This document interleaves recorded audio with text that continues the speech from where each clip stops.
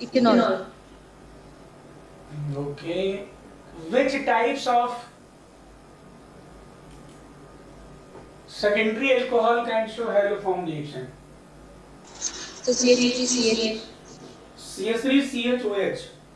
Yes, sir. ठीक है, okay okay. अब बेटा इसमें ये बताओ मुझे, aldol condensation is shown by,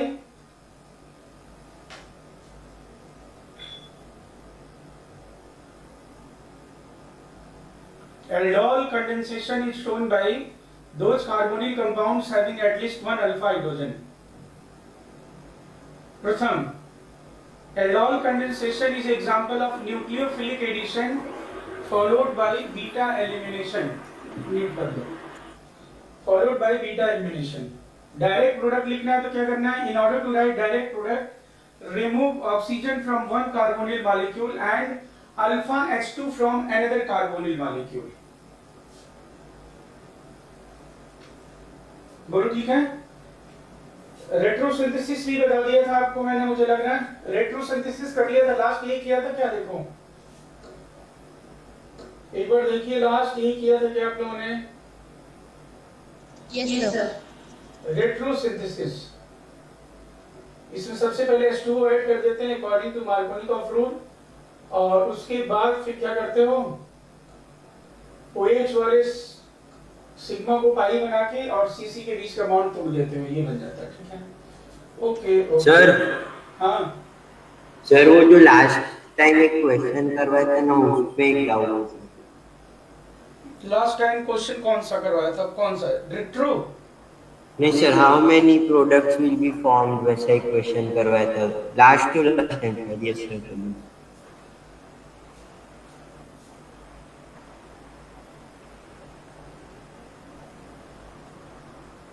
ये हाँ सर, ये वाला, यस। तो क्या दिक्कत है इसमें? सर ये एक बार वापस बताओ ना सर, ये मतलब कर रहा था तो। मैंने पीडीएफ भेज तो दिया था तुम्हें। हाँ सर, इसमें सारे अल्फा हाइड्रोजन को मैंने रिमूव किया। सारे अल्फा हाइड्रोजन कैसे हैं? All these alpha hydrogens are identical और डिफरेंट, आइडेंटिकल है ना? Yes sir. अब किसी भी अल्फा हाइड्रोजन से मैंने H+ रिमूव कर लिया तो माइनस चार्ज आ गया। अब एल्डोल कंडेंसेशन में क्या करते हो, एक कार्बोनिल का ये अल्फा न्यूक्लियोफाइल है तो दूसरा कार्बोनिल क्या होगा, इलेक्ट्रोफाइल, अटैक करा दिया।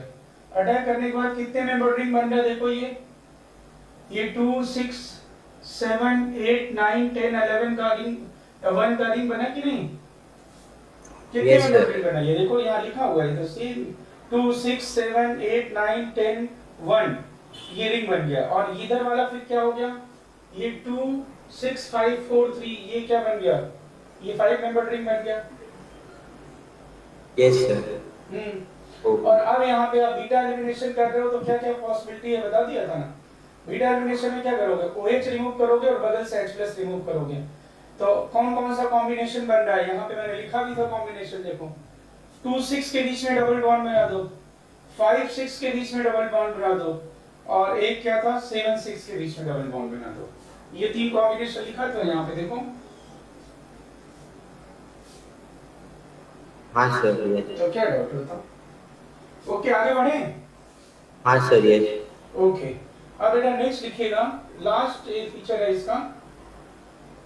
नेक्स्ट है aldol condensation. Aldol condensation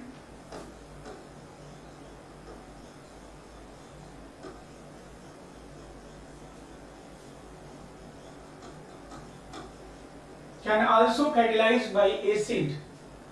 Aldol condensation can also catalyzed लिखो या takes place लिखो एक ही बार, can also catalyzed by acid.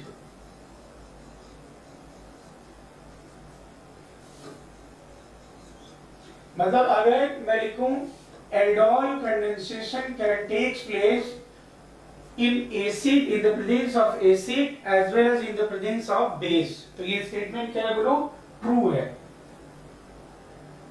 ठीक है, अभी मैंने कंडेंसेशन आपको बताया वो किसके प्रेजेंस में बताया, बेस के प्रेजेंस। Alkyl.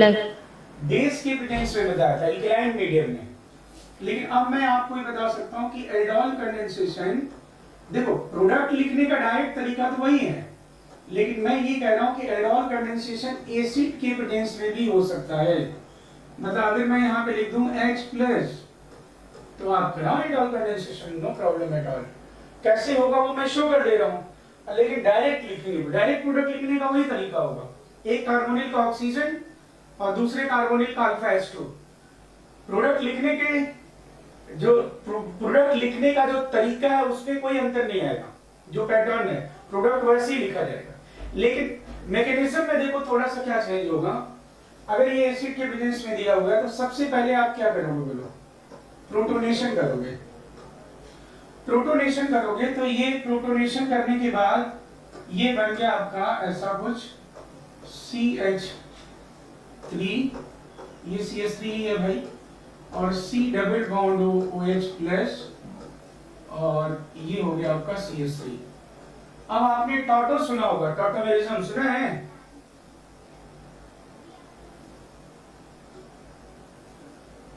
प्रथम बोलो टॉटो सुना है? Yes sir. हाँ, तो अब ये टॉटो करा रहा हूं मैं, ये सिग्मा पाई में, ये पाई ऑक्सीजन पे, और ये बन गया आपका CH2 डबल बॉन्ड COH और CH3। इसे क्या पढ़ा जाए? ये इनॉल है कि नहीं बोलो? Yes sir. और मुझे अब ये बताया जाए कि इनॉल में कौन सा कार्बन इलेक्ट्रोफाइल है और कौन सा कार्बन न्यूक्लियोफाइल है, ये टॉटोमेरिज्म में मैंने जिक्र किया था। इनॉल में कौन सा कार्बन इलेक्ट्रोफाइल है और कौन सा कार्बन न्यूक्लियोफाइल है?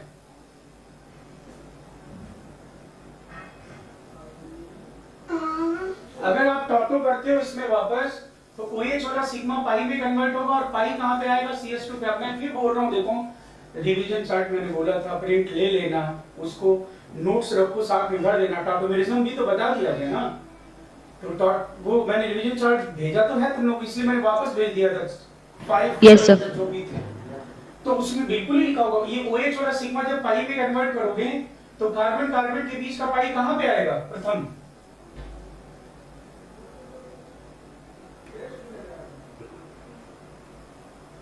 CH2। तो CH2 पे माइनस आएगा, और यही CH2 किसकी तरह एक्ट करने लगेगा बोलो? यही न्यूक्लियोफाइल होगा, और ये कार्बन क्या होता है बोलो? इलेक्ट्रोफाइल। तो चलो ठीक है, अब ये जो इसको बुलाते हैं दूसरा मॉलिक्यूल जो CH2 डबल बॉन्ड C, इधर किनारे हो रहा है तो दिख रहा है ना आप लोगों को, ये हो गया आपका CH3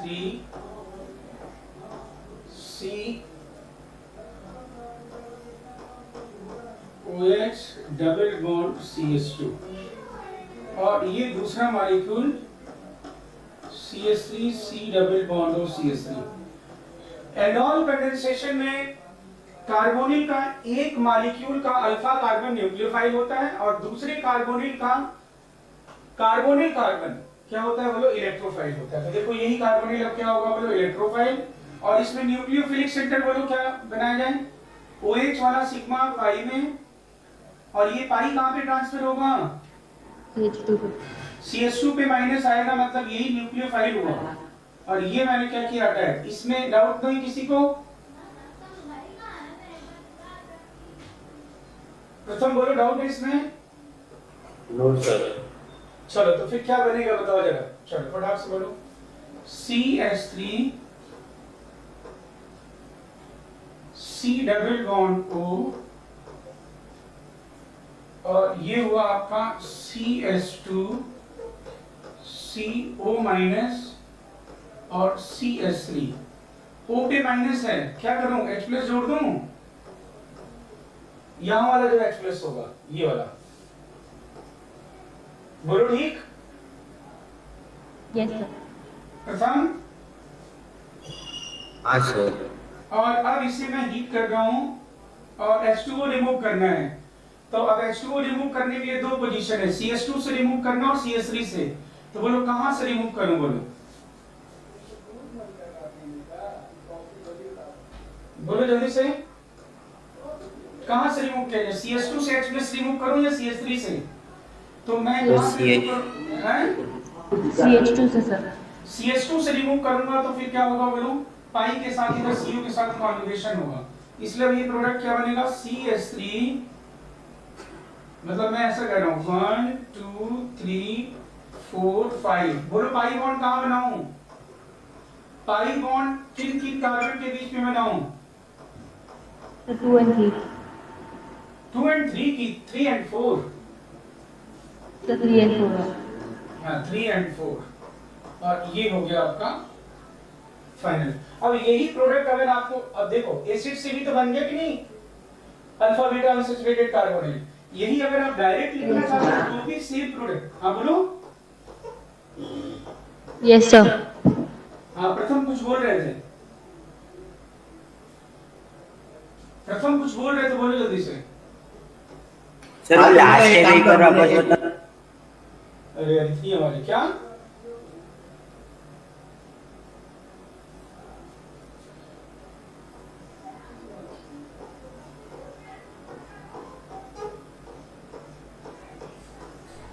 यही प्रोडक्ट अगर आपको डायरेक्ट लिखना है तो डायरेक्ट लिखना भी तो बताया था मैंने, क्या कहा था बोलो? एक कार्बोनिल मॉलिक्यूल का क्या रिमूव करो बोलो? H2, और दूसरे कार्बोनिल मॉलिक्यूल का क्या रिमूव करो बोलो? ऑक्सीजन। ये देखो ये सेम प्रोडक्ट बनता है कि नहीं बोलो? मानसी देखो ये सेम बनेगा कि नहीं, देख के बताओ मुझे। Yes sir. तो आप इससे साफ पता चल रहा है कि aldol condensation can be catalysed by acid as well as base. Pratham yes sir.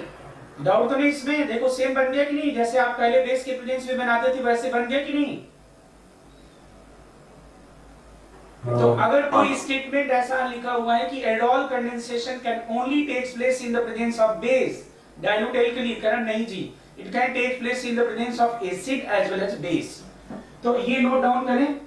फिर मैं इसके दो एग्जांपल इंपॉर्टेंट बताऊं, तो उसमें डायरेक्ट बताएंगे। डायरेक्ट मतलब ये ऐसा लिख के अटैक नहीं कराएंगे।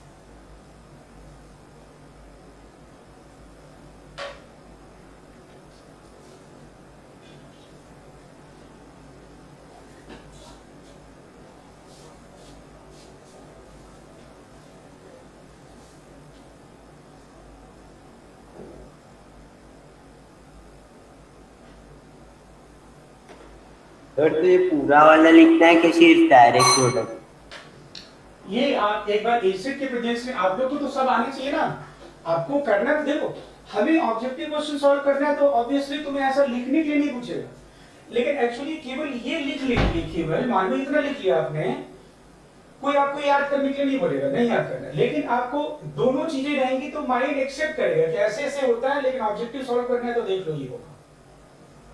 तो सब समझ में आ रही बात क्या? हाँ यस सर।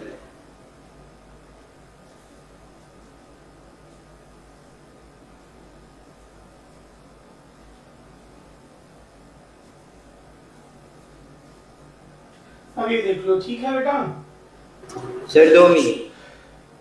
तो नहीं, इसमें ऐसा नहीं कर सकते कि जो ये वाला है डायरेक्ट लिखने वाला लिख लो। अच्छा नहीं, ठीक है, ओके। पीडीएफ तो भेज देता हूँ, भेज दूंगा मैं। नहीं पीडीएफ मैंने तुम लोगों को भेजा नहीं था, लेकिन मैंने सीख लिया था, पीडीएफ इसमें आराम से हो जाता है, भेज दूंगा। ये नोट करिए, डन है? सर 2 मिनट लास्ट वाला कर लो। अच्छा ठीक है। उन दो कंपाउंड्स का नाम बताओ जो बाइकार्बोनेट टेस्ट नहीं शो करते हैं। फिनॉल और नाइट्रोफिनॉल। अच्छा ठीक। सल्फ एनिलिक एसिड किस फॉर्म में एग्जिस्ट करता है? सल्फ एनिलिक एसिड एसिड बेस में बताया था, ज्विटर आयन के फॉर्म में। बेंजीन रिंग होगा, ऊपर NH2 और SO3H होगा नीचे पैरा पे 180 पे 180। सर आज आप वो चार्ट भरोगे क्या? बताओ मैं बता दूं, कहो तो ये वाला ये सर आज मेरे पास है। सर मेरे पास सारे चार्ट का प्रिंट नहीं है, सिर्फ 1-2 का ही है स्टार्टिंग वाले तो का। भरेंगे भी नहीं, केवल एक फर्स्ट भरेंगे तो ही अभी बहुत है। ओके सर, हाँ सर, वो उसका तो है। तो मैं एल्डोल, क्योंकि वो बहुत जरूरी है ना, मतलब उसमें क्या होता है कि तुम्हारे पास भरा हुआ होगा तो मैं तुरंत वो कर दूंगा ना, रिवीजन करने में टाइम नहीं लगता वो। मैं एल्डोल कंप्लीट कर लेता हूँ ये, क्योंकि बहुत बड़ा इंपॉर्टेंट रिएक्शन है। तो ये नोट कर लिया तो मैं इसके दो इंपॉर्टेंट रिएक्शन जो फ्रीक्वेंटली पूछे जाते हैं और सेम पूछे जाते हैं अगर आता है तो एल्डोल। सेम मतलब सेम। आप अगर नीट प्रीवियस ईयर तुम्हें भेजा ही है और जेई के भी प्रीवियस ईयर 40 ईयर भेजा ही है, अगर कार्बोनिल कंपाउंड वाला चैप्टर उठा के देखोगे तो आप देखोगे 2-2 साल 3-3 साल ऐसे रिपीट किया हुआ है। तो यस सर, डन। आगे बढ़ा जाए क्या इसमें, देखा जाए? Yes sir.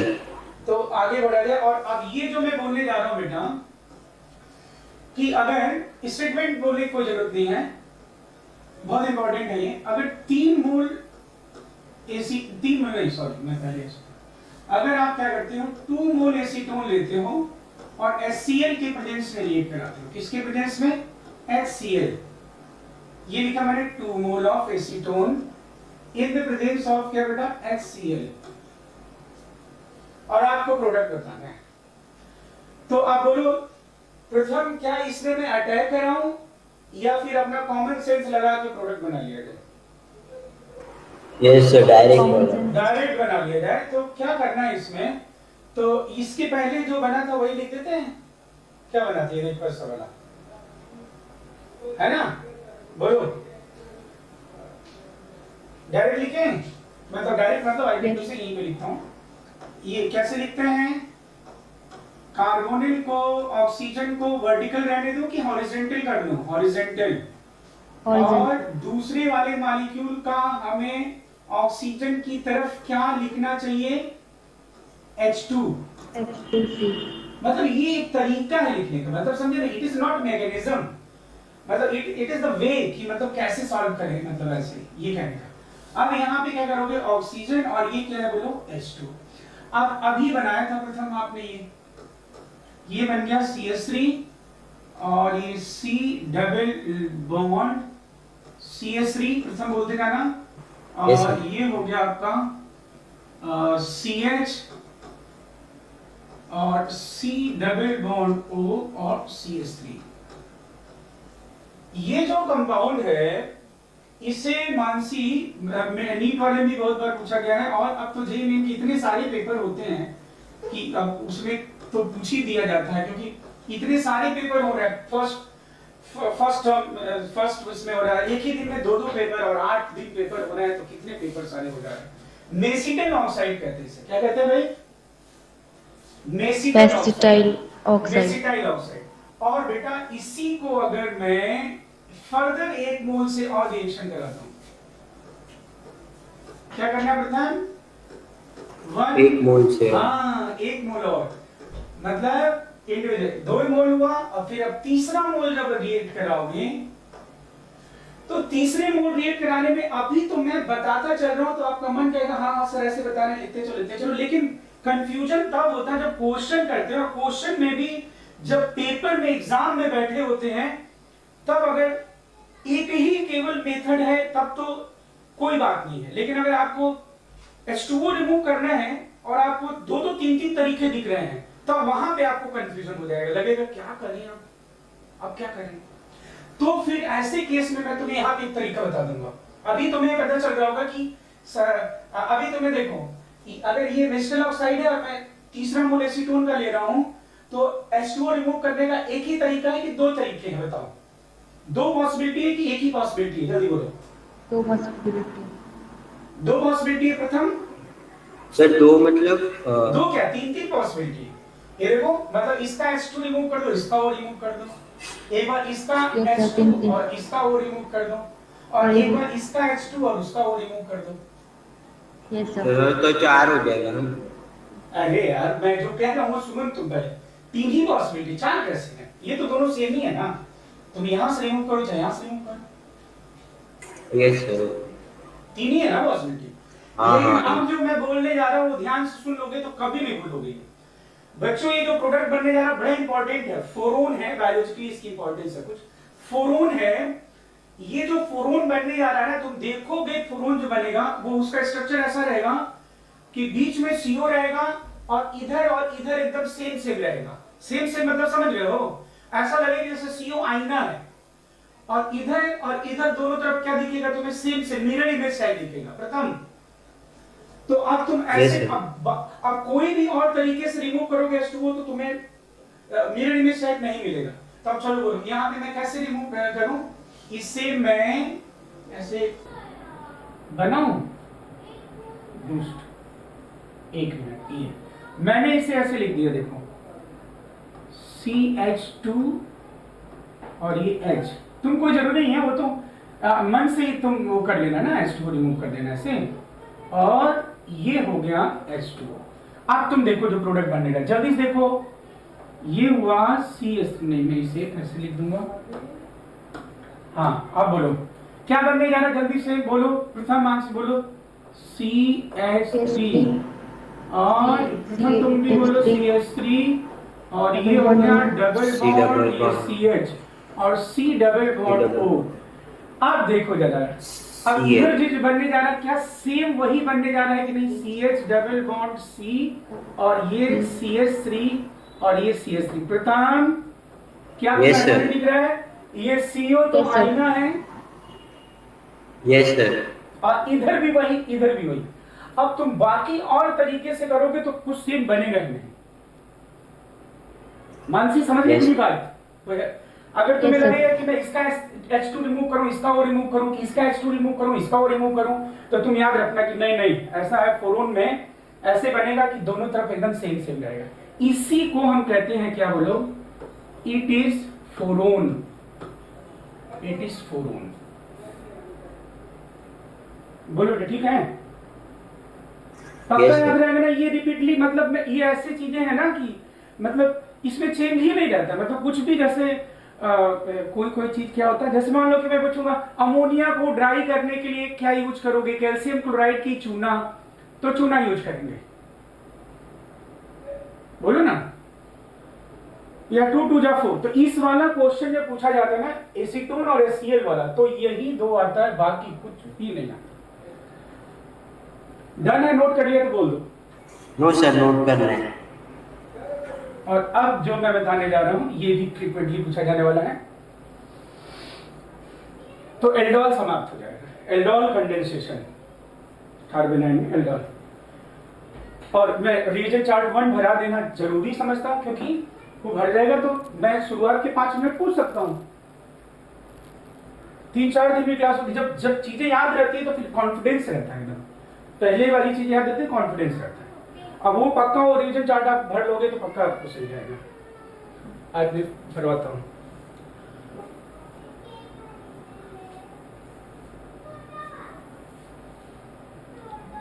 केवल केमिस्ट्री कोई भी पढ़ना चाहता हो तो यार बता देना तुम लोग अपने कोई और बच्चे को, स्टूडेंट को।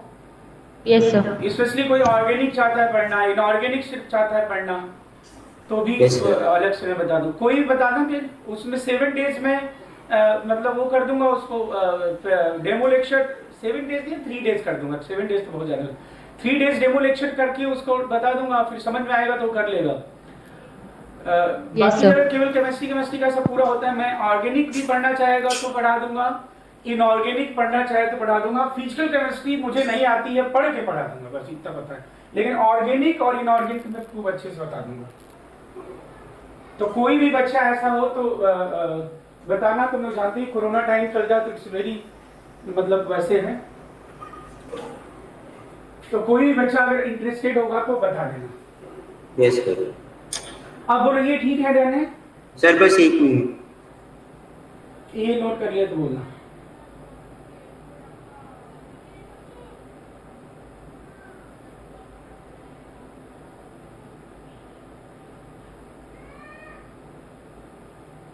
इसमें आपको कोई डाउट नहीं होगा, ठीक है? ओके, जल्दी से बोलो। आप बेटा जानते हो, एक मैं जो बता, ये बहुत इंपॉर्टेंट है, इसलिए मैं 7 स्टार इस पे ऐसे लिख दे रहा हूँ। It's very important,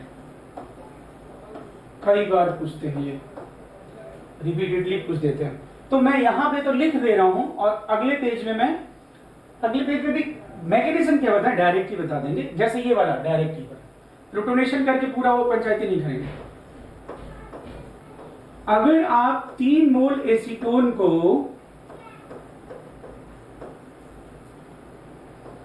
concentrated H2SO4 के प्रेजेंस में, कंसंट्रेटेड H2SO4, तो पता है आपको क्या होता है, इसमें ये प्रोडक्ट बनेगा। ये देख के आपको लगेगा अरे ये तो एरोमेटिक बन गया। देखो प्रथम, यस सर, ये देखो कैसा लग रहा है, ये पता ना ये CH3 है, लिखना जरूर नहीं, लाइन केवल रहे तो CH3 पता नहीं प्रथम। Yes sir, 1,3,5 tri methyl benzene, tri methyl और बेंजीन। और इसी को हमेशा इस तरह से नहीं पूछा जाएगा, ये हमेशा जब बोलेगा ना दोस्त पेपर में, तो पेपर में हमेशा यहाँ पे मेसिटिल ऑक्साइड लिखा है ना, ये हमेशा इस नाम से पूछा जाता है। ये क्या लिख रहा हूं आपको दिख रहा होगा, मेसिटाइलिन। क्या पूछा जाता है बेटा?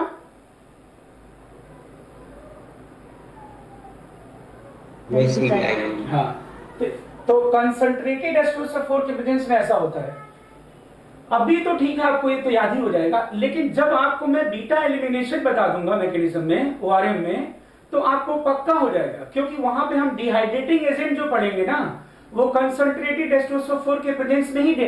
हालांकि देखो, तुम लोग डिहाइड्रेशन जान सकते हो, हमेशा देखो, तुम लोग कभी लैब में गए हो तो लैब में कभी ऐसा हुआ है कि हाथ पे H2SO4 अगर गिर गया हो, नहीं तो गिरा तो होगा तो बहुत, कभी भी थोड़ा सा भी H2SO4 अगर गिर जाना, इतना ज्यादा जलन होगा कि जितना आग से जलेगा उससे ज्यादा पेन होगा। पता है क्यों?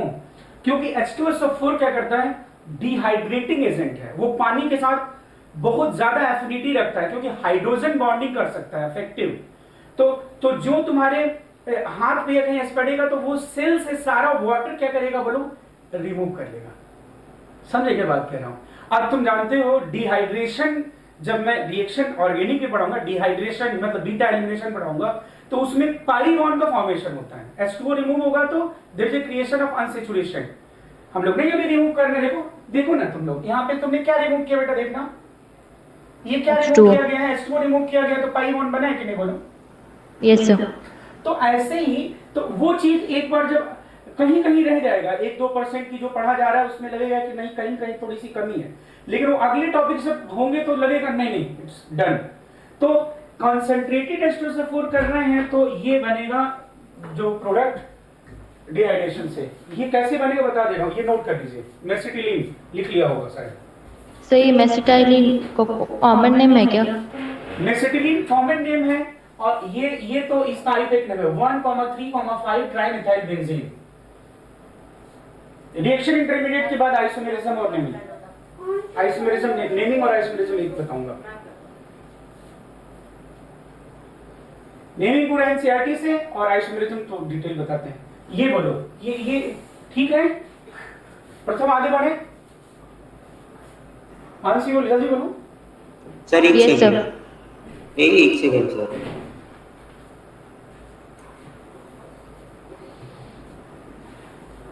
प्राइमरी एमाइन और कार्बोनिल कंपाउंड एंड एल्काइल इमिंसिक बेस,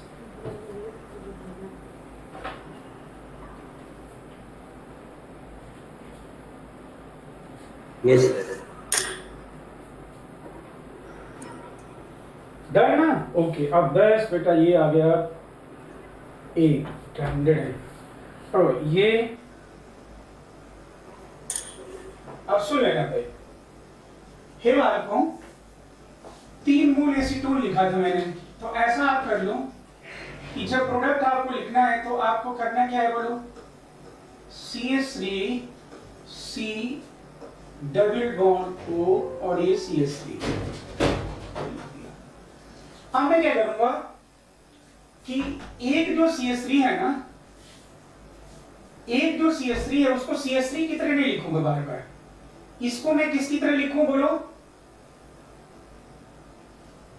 CH2। हाँ बस वही बात, मतलब ये कोई ऐसा लॉजिक नहीं है, जस्ट मैंने ऐसा इसलिए कर रहा हूं जिससे कि लिखने में आसानी हो, बस और कुछ नहीं करना, बाकी कुछ नहीं, मतलब समझो बेवकूफी टाइप का। और क्या अब यहाँ पे मैं लिख रहा हूँ, ये मैंने यहाँ पे लिख दिया CH2 और ये CH, और इधर मैंने लिख दिया C double bond O,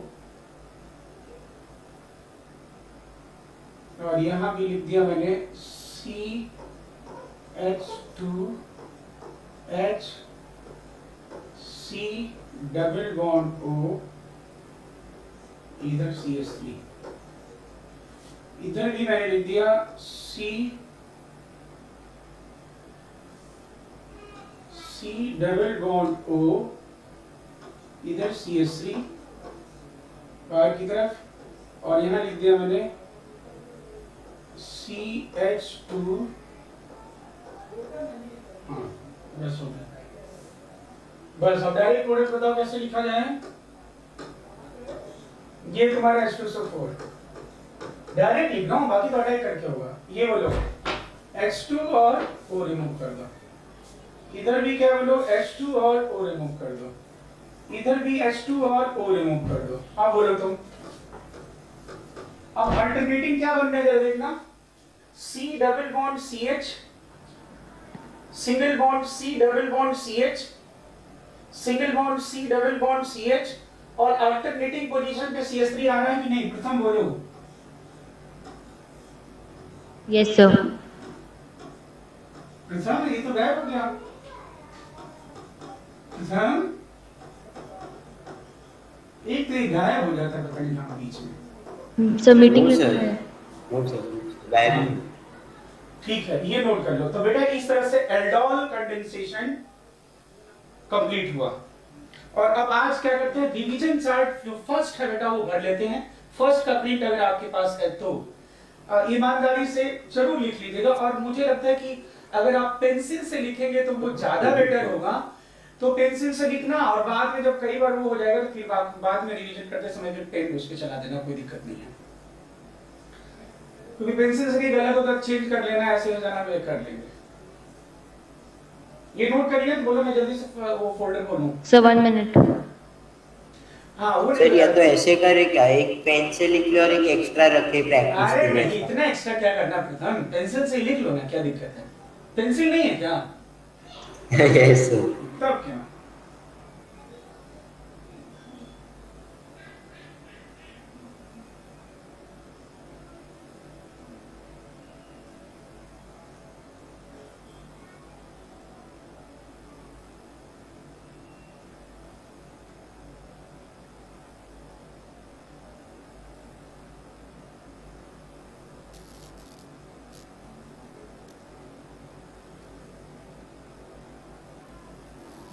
sir यही यहाँ पे जो कैटलिस्ट है वो तो कुछ भी हो सकता है ना। कौन सा बेटा बोलो मुझे बताओ। सर H2SO4 की जगह। या नहीं, यहाँ पे डिहाइड्रेटिंग HCl होगा तो नहीं होगा, ये H2SO4 ही चाहिए, या फिर H3PO4 चाहिए डिहाइड्रेटिंग एजेंट। इसलिए मैं ज्यादा डिहाइड्रेटिंग एजेंट नहीं बोल रहा हूँ, अभी तो आप H2SO4 याद रख के चलो। HCl होगा तो नहीं होगा, H2SO4 ही होगा कंसंट्रेटेड। Okay sir.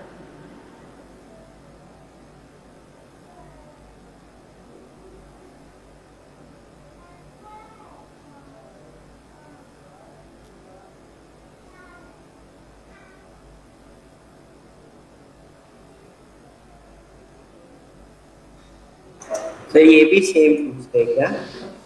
क्या बेटा? ये भी सेम क्वेश्चन पूछता है ये? हाँ ये तो फिक्स है। मतलब तुम प्रीवियस वाले में देखोगे ना, मार्क्स लिखेंगे तुरंत मिल जाएगा। नीट वाले में तो एकदम पूरा वो हुआ है, और जे मेन में भी पूरा ऐसे पूछा गया है। अब ये जानते हो कि पूछा जाता है। एक मैं रिएक्शन यहाँ पे लिख दे रहा हूँ जिससे तुम्हें पता चले। ये जो 3 मोल प्रोपाइन है, प्रथम ट्रिपल बॉन्ड को Yes, आयन sir. कहते हैं, और 3 डबल। इसको अगर तुम आयरन के प्रदेश में हीट करते हो ना, कभी भी ये Yes, sir. क्वेश्चन पूछा जाएगा। मानसी समझ लेना, प्रथम कभी भी ये क्वेश्चन Yes. आएगा। तो बस इससे भी यही बनता है। और अगर 3 मोल प्रोपाइन को मैं हीट करूं तो 3 मोल, जैसे मैं एक प्रोपाइन, मानसी दूसरी प्रोपाइन के मॉलिक्यूल, प्रथम तीसरा प्रोपाइन का मॉलिक्यूल, हम सबके पास, तीनों के पास क्या है, ट्रिपल बॉन्ड है ना, बोलो ना। हाँ यस सर। अब Yes, sir. अपना पाई ऐसे शिफ्ट होता जाएगा। तो हम लोग तो पाई शिफ्ट होता जाएगा तो वही क्या होता जाएगा बोलो, सिग्मा बॉन्ड बनता जाएगा। बस एक एक पाई शिफ्ट हो जाएगा, अगर एक एक पाई को हटा दूं अगर ऐसा शिफ्ट करके, तो क्या बचेगा, डबल बॉन्ड बचेगा कि नहीं? Yes sir. तो 3 मोल प्रोपाइन को हीट करने से, तो ये क्वेश्चन पे ये लिख दिया, आगे आएगा ये तो मैं फिर ये रिपीट होगा बताऊंगा, लेकिन मैंने यहाँ पे ये लिख दिया क्योंकि ये क्वेश्चन पूछा जाता है कि 3 मोल एसीटोन एस्टोसल्फाइड ये बनता है, तो साथ में ये भी आ जाता है, मतलब एक ही क्वेश्चन में दोनों चीज रहेगी कि इसको हीट किया ए बना, और ए को हमने इससे भी पा सकते हैं, तो ए इज क्या है, तो ये डायरेक्ट किया था क्वेश्चन। तो ठीक है, अब मैं उसमें आ जाता हूँ, ये सेव करके आप लोग निकालिए। डन है ना ये? Yes sir.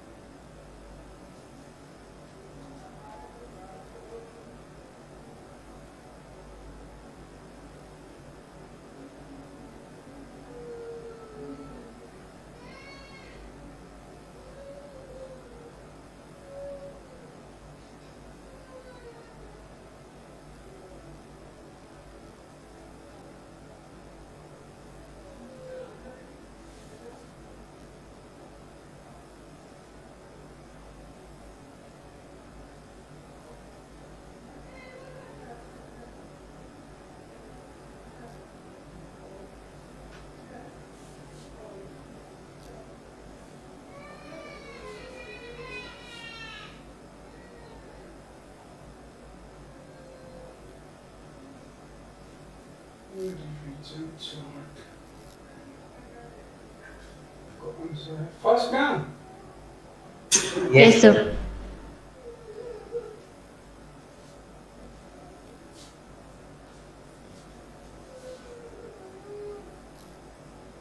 शायद यही से ये Yes, sir. Yes okay.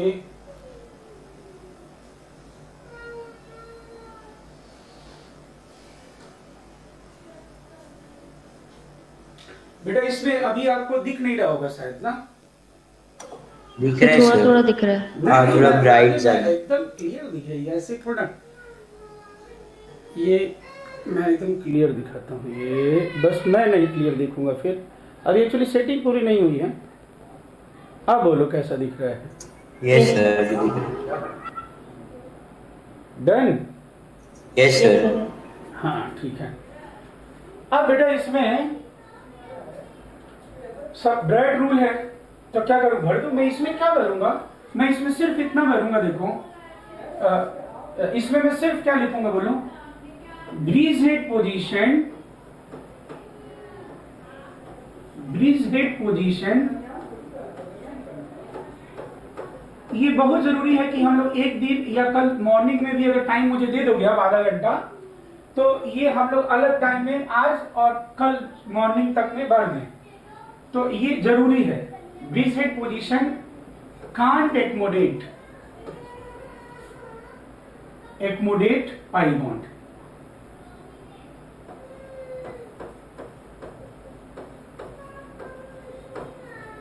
एक्मोडेट pi bond, देखो मैं, ओहो यार, bridge head position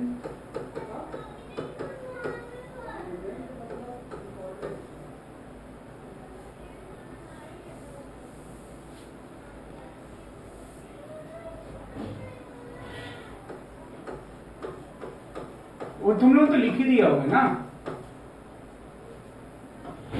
yes sir. Can't have pi bond, can't have pi. और मैं तो सबसे अच्छा इसमें ये कर देता हूं कि ऐसे लिख के ऐसे करके और ये काट देता हूं कि ये नहीं बन सकता है, बस खत्म ना। और यहाँ पे थोड़ा सा, क्योंकि अब लाइन इसमें थोड़ा कम ही दिया मैंने, इसमें और भी लिखते हैं कि थोड़ा ये कि ब्रीज हेड पोजीशन पे अगर मान लो ऐसे सिस्टम जो होंगे, यहाँ बना दूंगा मैं छोटा सा ऐसा, कि ऐसे सिस्टम जो होंगे या ये बिंदी वाले होंगे या माइनस होंगे, ये कैसे होते हैं बोलो, दे आर हाईली अनस्टेबल।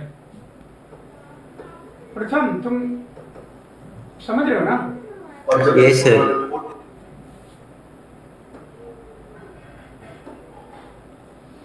अब number of pi bonds in this, अब क्या कुछ नहीं, अब तो मैं इसको तो वैसे बना देंगे। कितने पाई बॉन्ड होते हैं बोलो? How many pi bonds? 3। Cyclooctatetraene dianion में ये टेट्राईन है बेटा, ई एन ई है ये। तो ये कि 3 नहीं होते हैं बेटा, याद नहीं आया आपको? ये प्लेनर होता है कि नहीं, पहले तो मुझे ये बताओ, ये प्लेनर मॉलिक्यूल है। It is not cyclooctatetraene. Pratham याद है कि नहीं? Cyclooctatetraene dianion. Yes sir. कितने पाई बॉन्ड होंगे इसमें? 5 तो 4 होंगे। 4 नहीं, 4 तो अंदर है, और इन 2 निगेटिव में से एक निगेटिव को मानते ओ हैं। ये सर, हाँ। याद नहीं आया? Yes, sir. ये अब समझ रहे हो ना क्यों मैं कह रहा हूँ? हम कितना Yes, sir. पढ़ लेते हैं इससे कोई लेना देना नहीं है। हमें पढ़ते भी जाना है और चीजों को रिटेन करते जाना है। उसके लिए सबसे जरूरी है हर सब्जेक्ट का रिवीजन चार्ट शॉर्ट नोट में बनाया जाए और उसे 5 मिनट 10 मिनट का देखा जाए। 5 पाई बॉन्ड और ये एरोमेटिक होता है। याद आ गया? अब याद तो आया ही होगा जरूर, थोड़ा सा नहीं याद आया? कितनी बार तो पूछ लिया था तुम मुझसे। Yes sir. सर ये एरोमेटिक कैसे हुआ? अच्छा क्यों एक ही नेगेटिव को गिना इसके लिए ना? ये मैं बताने लगूंगा तो ऐसा नहीं करना, फिर तब मुझसे नहीं बताना, तब टाइम लग जाएगा मुझे। तब क्या करना है, जब मैं ऐसा लिख दूंगा इतने पे भी नहीं याद आया तो एरोमेटिक मैंने कहां बताया है कॉपी में देख लेना। नहीं समझे प्रथम? टाइम लग जाएगा ना, फिर गड़बड़ हो जाएगा, फिर उसको ऐसा नहीं करना है। अब बोलो नंबर ऑफ पाई में साइक्लोपेंटाडाइनिल लेना है। क्या लिखा है? साइक्लोब्यूटाडाइन डाइनाइन। इसमें भी याद करो, साइक्लोब्यूटीन डाइनाइन डाइन। इसमें भी याद है कितने पाई बॉन्ड होते हैं? 3 pi bond. How many? 3 pi bond. और ये भी कैसा होता है प्रथम बोलो? It is aromatic. ये मैंने 2 आपको क्या बताया था बोलो? एक्सेप्शन बताया था, अगर आपको याद हो। तो ये प्लेनर होता ना ये? हाँ, ये भी प्लेनर नहीं होगा तो एरोमेटिक कैसे होगा? प्लेनर नहीं होगा तो एरोमेटिक कैसे होगा? एरोमेटिक के लिए साइक्लिक कॉन्जुगेटेड कोप्लेनर और ऑड नंबर पाई बॉन्ड या 4n+2 पाई इलेक्ट्रॉन। चलो ठीक है, ये डन है। Yes sir. Okay, number of pi. अब बोलो -r -hc। तो -r -hc क्या करते हैं बोलो? -r और -hc, ये मैं पूरा नहीं लिखना। दे आर मेटा डायरेक्टेड और ऑर्थो पैरा डायरेक्टेड। तो meta directed. They are meta directed. Pratham याद आया? हाँ सर। और इसके कुछ एग्जांपल लिख लोगे -r के। जितने भी CH3 हैं ये कौन से हैं बोलो? -hc वाले। और -r वाले ग्रुप कौन कौन से हैं? ये भी थोड़े से एग्जांपल लिख दोगे। -r वाले कौन से हैं? तो -r वाले यहाँ पे लिख देते क्योंकि ये ज्यादा इंपॉर्टेंट है। माइनस ये सभी NO2, ये देखो C ट्रिपल बॉन्ड N, कुछ याद आया है कि नहीं? COH, yes sir. C triple bond N, SO3H, ये सभी कैसे ग्रुप है बोलो? COC। ये सारे क्या बोलो? -r वाले ग्रुप है। समझ में आई बात? Yes sir. ओके सर एक सेकेंड और लिखना था। अरे अरे तो मिटा दिया मैंने दुष्ट। सर वो एग्जाम्पल एक बार लिख सकते हो क्या वापस? वो बाकी है। अब देखो -r -hc के एग्जांपल तुम कहाँ देखोगे बताओ मुझे प्रथम। कहाँ देखोगे -r -hc के एग्जांपल? तुम बताओ बस मुझे। बस मतलब उसमें ही आगे है ही नहीं उसमें कितना आसान है ना उसमें देखना। -r देखो ये पहले तो ये मैंने लिख दिया क्या बोलो? Meta directed. ठीक है, और फिर क्या लिखोगे बेटा, अपॉन माइनस एस सी वाला होता है CH3, यही माइनस एस सी वाले होते हैं। ऑर्थो पैरा पे पॉजिटिव चार्ज क्रिएट करते हैं, ऑर्थो पैरा पर पॉजिटिव क्रिएट करते हैं। फिर माइनस आर वाले एग्जांपल कौन से, तो बहुत सारे हैं, नाइट्रो ग्रुप है, C ट्रिपल बॉन्ड एन है, कि याद थोड़ा ना कर दी इसमें, तो दो having pi bond present between electronegative atom, याद आया, या फिर BH2 है, या फिर PS3 प्लस है, NH3 प्लस नहीं, ये सभी क्या है बोलो, SO3H, ये सब माइनस आना है। तो दोस्तों नहीं समझे क्या? Yes sir. हाँ बोलो, प्लस आर वाले ये कौन से डायरेक्टर हैं, प्लस आर, हाँ ortho para director, ortho oblique para director,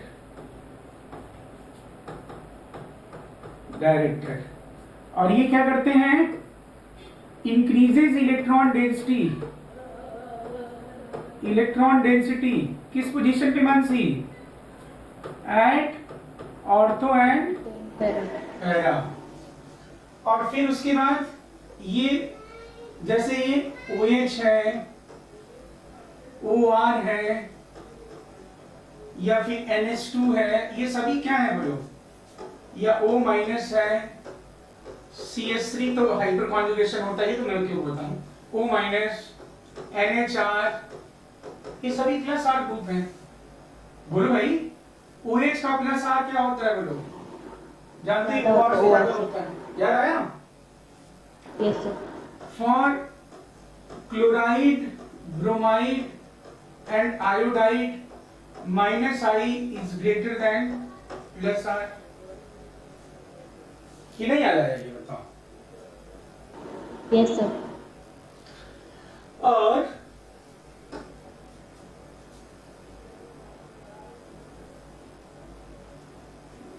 और इसमें रेजोनेंस एनर्जी की बारी है, तो रेजोनेंस एनर्जी क्या होता है, रेजोनेंस एनर्जी कैसे कैलकुलेट करते हो, तो resonance energy equals to HOH theoretical minus HOH, क्या कुछ याद आया, प्रथम चलेगा क्या? Yes sir. इसका एक और फॉर्मूला भी था ना, कि वो जो रेजोनेंस हाइब्रिड वाला, नहीं वो तो ऐसे कर देते ना, रेजोनेंस एनर्जी कैसे हम डिफाइन करते हैं बोलो, इससे तो हम कैलकुलेट करते हैं, रेजोनेंस एनर्जी कैलकुलेट करते हैं इससे, लेकिन रेजोनेंस एनर्जी का जो डिफिनीशन है, डिफिनीशन, तो ये डिफिनीशन वाइज क्या होता है कि मोस्ट रेजोनेंस हाइब्रिड की एनर्जी माइनस मोर स्टेबल, अब मैं ये मोर स्टेबल मैं लिख दूंगा, ये E नॉट और E नॉट और ये E लिखूंगा ना, E अब क्या लिखूं, E most stable resonating structure, most stable resonating structure, और E नॉट क्या है बोलो, रेजोनेंस हाइब्रिड, पता चला ना, E नॉट रेजोनेंस हाइब्रिड की एनर्जी है, और E मोस्ट स्टेबल ये इस रेजोनेटिंग स्ट्रक्चर का, याद आ गया कि नहीं? Yes sir. प्रथम बोलो, हाँ सर। पक्की बात है ना? सर बस सीरियस मत करो, 1 मिनट लिखना है। हाँ नहीं, अब ये जानते हो, ये बड़ी बहुत जरूरी है, ये तो तुम्हें पहले से पढ़ लेना चाहिए, तुम्हें को आइडिया लग जाएगा इसमें। इससे आइडिया ये होगा कि ये मैं करवा दूंगा, तो तुम्हें तुरंत जो अभी चल रहा है करंट इंटरमीडिएट वाला, वो तुम फटाफट अपने मन से कर लोगे, ये ऐसे मैं भरवाता चलूंगा।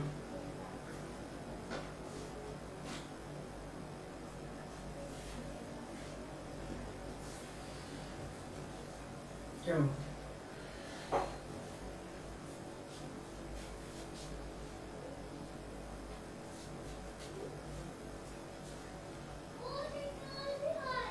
नहीं जाना? पढ़ने के लिए? क्या बात है, तो बैठ रहा है बच्चे सब।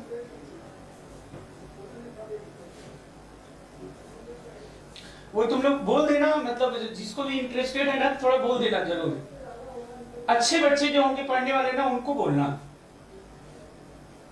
तुम लोग भी तो अच्छे पढ़ने में, तो अच्छे दोस्त होंगे पढ़ने वाले हैं। Yes sir. तो नहीं वैसे करेंगे, मतलब अगर केवल उनको ऑर्गेनिक करनी है तो केवल ऑर्गेनिक भी कर सकते हैं। मैं केवल ऑर्गेनिक करा दूंगा। हाँ सर, ओके। तो केवल इनऑर्गेनिक कर सकते हैं। अब बोलो इसमें HOH याद आया क्या तुम लोग को? हीट ऑफ हाइड्रोजनेशन कैसे कैलकुलेट करते थे? तो हीट ऑफ हाइड्रोजन वो ग्राफ में था ना, तो ग्राफ था एक उसमें जो सबसे ऊपर। हाँ हाँ, नहीं तो हीट ऑफ हाइड्रोजनेशन, ये तो मैंने यहाँ लिखा हीट ऑफ हाइड्रोजनेशन। तो सिंपल हम क्या करते हैं, heat of hydrogenation is inversely proportional to stability. क्यों प्रथम याद आ गया होगा तुम लोगों को? इसमें तो इतना ही बताया था ना, हीट ऑफ हाइड्रोजनेशन और स्टेबिलिटी में क्या रिलेशन है? Inversely proportional. हाँ हाँ, प्रथम याद आया क्या?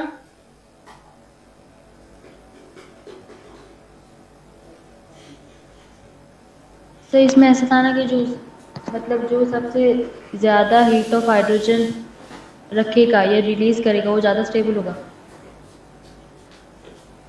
नहीं ऐसा नहीं था ना सर जो सबसे ज्यादा एनर्जी जो ज्यादा रिलीज करेगा। स्टेबल नहीं, जो ज्यादा स्टेबल है दैट मींस वो ऑलरेडी एनर्जी रिलीज कर चुका है। तो हाइड्रोजन ऐड करने पर एनर्जी कम ही रिलीज करेगा। हीट ऑफ हाइड्रोजनेशन था क्या? हाइड्रोजन ऐड ओके सर, हाँ एनर्जी हाँ रिलीज करे। वो तो थोड़ा सा Yes, रिवाइज sir. होकर तुरंत हो जाएगा, इससे रिलेटेड फिर वो क्वेश्चंस थोड़े से हो जाएंगे। अब ये जो heat of hydrogenation inversely proportional to stability, मतलब जो जितना स्टेबल, मैं कहूंगा which having highest heat of hydrogenation, तो तुम देखोगे कौन सबसे कम स्टेबल है। क्योंकि हाइड्रोजन ऐड करने पे एनर्जी आती कहां है? जो मॉलिक्यूल की एनर्जी उसी से आती है। Yes sir. तभी तो हाइपर कॉन्जुगेशन, रेजोनेंस, एरोमेटिसिटी ये सारे क्या करते हैं? बोलो, हीट ऑफ हाइड्रोजनेशन को डिक्रीज कर देते हैं। प्रथम नोट कर लिया? एक सेकंड सर। मोस्ट डोमिनेंट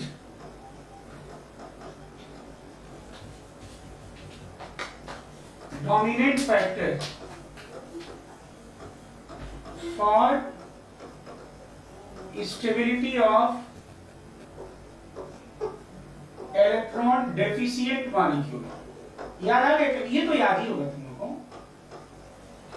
ये याद है क्या कि नहीं याद है तुम लोगों को? याद है sir. Most dominant factor for stability of electron deficient molecule. Sir ये डेफिस यस सर। ये और इसमें डेफिशिएंट बैक बॉन्ड। हाँ वही बोल सकते हो, बैक बॉन्डिंग एक ही बात है।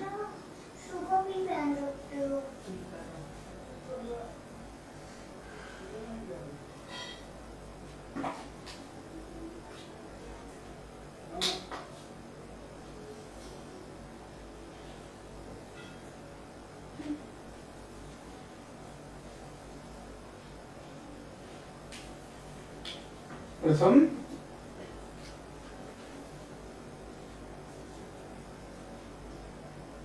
Yes sir. अच्छा अर्चित, ये लिखा हुआ साइड नहीं हो सकता ना, ये मिटाना पड़ेगा ना? अच्छा हाँ, जल्दी से बोलिए फिर हो गया तो। यस सर, हो गया। हाँ Yes, sir. अब इसमें एक चीज और हम बोले तो अच्छा रहेगा, पता क्या? ये चीज तुम इसमें लिख दोगे तो अच्छा रहेगा ना। ऐसे ही कैसे एक एग्जांपल मतलब ऐसे हो तो सही रहेगा। जैसे एक एग्जांपल तुम हमेशा याद रखोगे तुम। अच्छा मैंने भी लिया ये।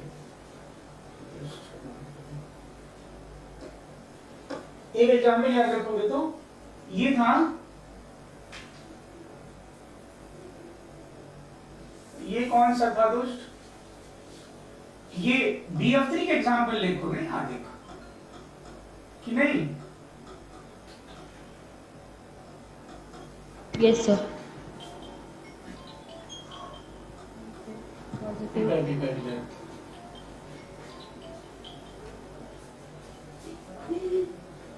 ये जो दादी से बात करो, जल्दी दादी से बात करो, अर्ची तुम बात करो। बाहर हाँ, अब p पाई d पाई किसके लिए बोलो? It is for Which molecule having हाँ, तो मैं एक ही एग्जांपल लिख having दूंगा। S P हाँ, बस यही याद है ना। हमेशा क्या होना चाहिए था? देखो, निगेटिव हो या फिर लोन पेयर हो, और बगल में क्या होना चाहिए? S P S I C L। प्रथम याद आ रही क्या? p पाई d पाई प्रथम। हाँ सर, वो SPSS सर। ये जो लिखा हुआ है एल्काइल आइसोसाइनाइड, ये स्ट्रक्चर थोड़ा सा गलत है इसका। N+C-C है ना? कार्बन मोनोऑक्साइड और alkyl isocyanide both are example of nucleophile. किसके एग्जांपल हैं? Nucleophile. You can say Lewis base। याद आया? फर्स्ट स्टेप में न्यूक्लियोफाइल और सेकेंड स्टेप में सेम इलेक्ट्रोफाइल है सर। याद आया? yes sir एम्बिडेंट न्यूक्लियोफाइल, तो those having two different center from where they can donate lone pair। जैसे ये सारे देखो, फिनॉक्साइड, ये कितना अच्छा आराम से ऐसे तुम लोग एनसीईआरटी सॉल्व कराना हो तो ऐसे पूरा अच्छे से सॉल्व कर सकता है, अलग से उसमें जरूरत नहीं रहेगी मुझे। ये देखो, ये हो गया। और फिर उसके बाद मैंने बता दिया था N double bond O minus, और ये सभी क्या है बोलो? एम्बिडेंट। प्रथम याद आया? एम्बिडेंट, दो दांतों वाला न्यूक्लियोफाइल। प्रथम सर क्या था एक बार? Those nucleophile having two different centers from where they can do। अब इसमें इतना नहीं करना ना, तुम समझे नहीं बात? अब मैं इतना लिख दूंगा, अब तुम्हें चाहते हो कि तुम वापस देखना एक बार, तो तुम्हें लगता है याद नहीं आ रहा है, तुम्हें रीसेंट्स देख लोगे, उसमें न्यूक्लियोफाइल, इलेक्ट्रोफाइल, एम्बिडेंट, एम्बीफाइल, उसका एप्लीकेशन सब बता दिया है। अब वापस उसमें अगर पूरा जाऊं मैं कि ये था वो था, तो फिर टाइम लग जाएगा। अभी तुमने एग्जांपल लिख दिया, तुम्हें लगता है ये कहाँ पे होता है बताओ? ये कहाँ पे आता है? ये सब रीसेंट्स में आता है कि नहीं बताओ? रीजेंट्स एक टॉपिक अलग से मैंने छोटा सा बताया हुआ होगा आपको। प्रथम याद है? मानसी बोलो। yes sir एमबी फाइल मतलब those can act as a electrophile as well as nucleophile. दोनों की तरह एक्ट कर सकते हो, इलेक्ट्रोफाइल की तरह भी और न्यूक्लियोफाइल, एमबी फाइल कहते हैं। ये एग्जांपल है।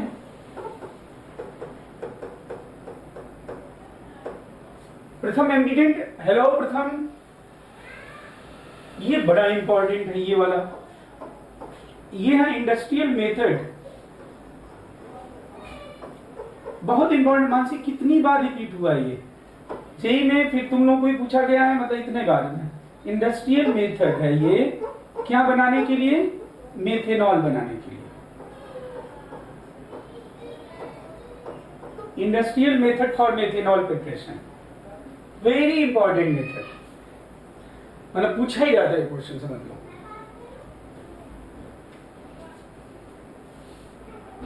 सही पूछा कैसे जाता है कि मतलब जब कुछ इसको नहीं, इसके साथ रिएक्ट करते हैं तो क्या फॉर्म होगा? बता रहा हूं, 4 मेथड होंगे। ये तुम क्या, एक मिनट, कल मैं क्वेश्चन भी दिखा दूंगा। तो अब ऐसे ही प्रीवियस में क्वेश्चन भी दिखा सकता हूँ ना, मैं केवल एल्कोहल चैप्टर खोलूंगा, इसमें सारा क्वेश्चन आ जाएगा, कल मैं इस पे अपलोड कर दूंगा। उसमें ऐसा होगा, तुम्हें कहेगा कि which of the following is industrial method for methanol preparation, और उसमें दिया होगा फॉर्मेल्डिहाइड का से मेथेनॉल का बनना, या फिर CO2, कई मेथड गिवन होंगे, और उसमें ये भी एक लिखा होगा, ये इक्वेशन ही लिखा होगा, तो तुम्हें टिक करना होगा कि इंडस्ट्रियल मेथड कौन है। इसका ही ऐसे ही क्वेश्चन पूछा जाता है, बोलो।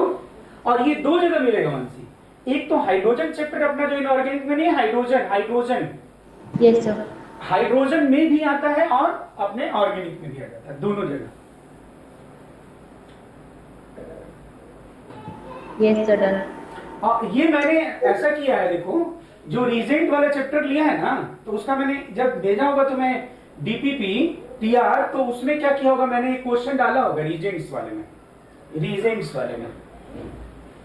अब तुम्हें बस पता नहीं है कि नहीं है डीपीपी सब क्या किए है कि नहीं है, सर है। तो रीजेंट्स वाले में क्वेश्चन इसका दिया होगा। अब बोलो ठीक है, नहीं है तो डाउट नहीं इसमें, तो हम आगे नो बढ़े। सर। Yes sir. हाँ हाँ यस। हाँ बेटा, इसमें देखो अगला है ये अपना, ये देखो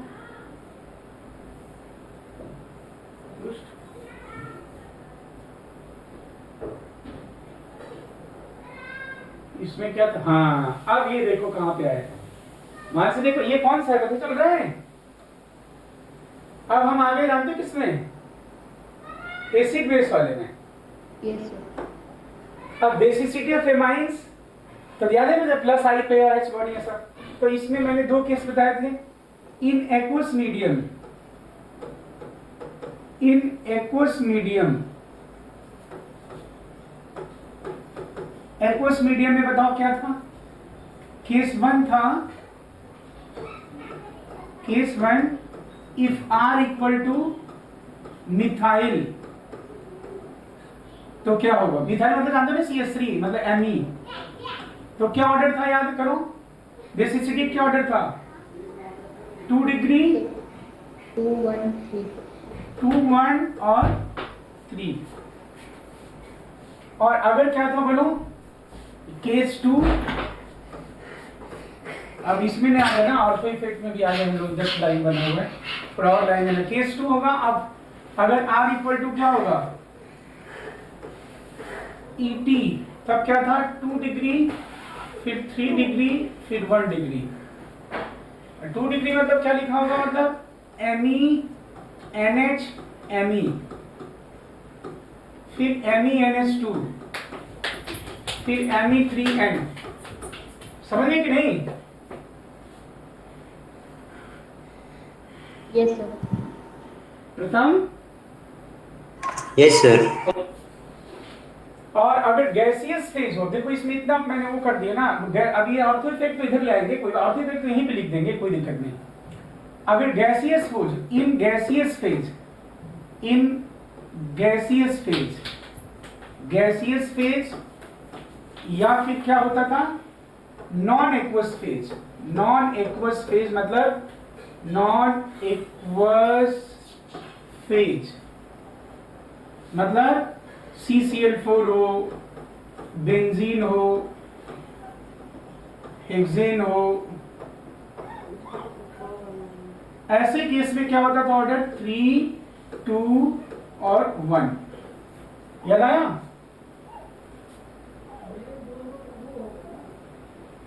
अरे बोलो नहीं याद आया क्या तुम लोगों को,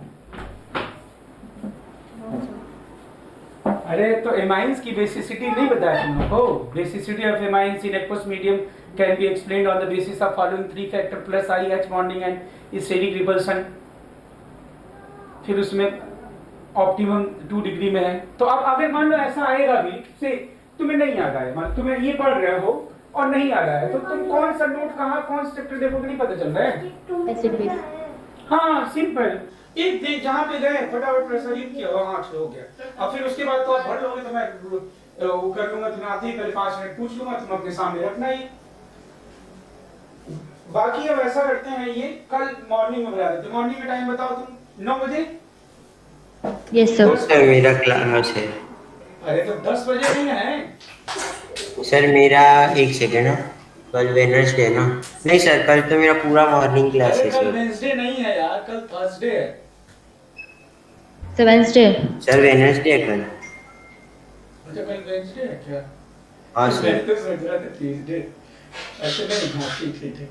अच्छा कल वेडनेसडे, हाँ बोलो बोलो क्या? सर तो कि क्लास के थोड़ा टाइम पहले ज्वाइन कर ले क्या, फिर 15 मिनट पहले। ऐसे भरवाने के लिए बोल रहा हूँ यार, ये बस कुछ थोड़ा। हाँ सर इसके लिए पूछ रहा हूँ, क्लास के 15 मिनट पहले ज्वाइन कर ले क्या। क्लास के, हाँ तुम कैसे भी कर, क्या कह रहे हो मैं नहीं समझ पाया तुम क्या कह रहे हो। सर मतलब अगर क्लास 7 बजे है तो 6:45 तक ज्वाइन कर ले क्या, ऐसा पूछ रहा हूँ। अच्छा तुम ये कह रहे हो कि नहीं तो मानसी का तो 7 बजे क्लास खत्म होती है ना, मानसी का तो है। अच्छा अच्छा। मानसी कितने बजे क्लास खत्म होती है तुम्हारी? 7 o'clock ना? Yes, नहीं, sir. 6:45 खत्म होती है शायद। सर वो 45 को 50 हाँ 6:40 वो तो फिर बेकार, वो तो तुम वैसे भी समझ पा रहे हो। मॉर्निंग में तुम देख लो 30 मिनट के लिए जब फ्री हो तो बताओ, जल्दी बताओ। तो मॉर्निंग में मेरा तो फ्री है प्रथम से ही। प्रथम सर एक बोलो। सेकंड, आधा घंटा ना सर? और क्या 30 मिनट भरेंगे, क्यों क्या कर रहे हो 30 मिनट बाद? हाँ सर एक ही सेकंड ना, 8 to 9:30 है सर, तो 9:45 से 10:30 के बीच में मुझे टाइम होगा। हाँ तो बस ठीक है ना, क्या दिक्कत है, 9:45 में हाँ जाना। सर, पर वो एग्जैक्ट है, उसके बाद क्लास होगा 9:45 to हाँ तो 10:30 में नहीं। 20-25 मिनट बढ़ लिया जाएगा तो भी ठीक है, चलो हाँ। ठीक है फिर, ओके मिलते हैं कल फिर। Thank you sir. Okay bye. Bye.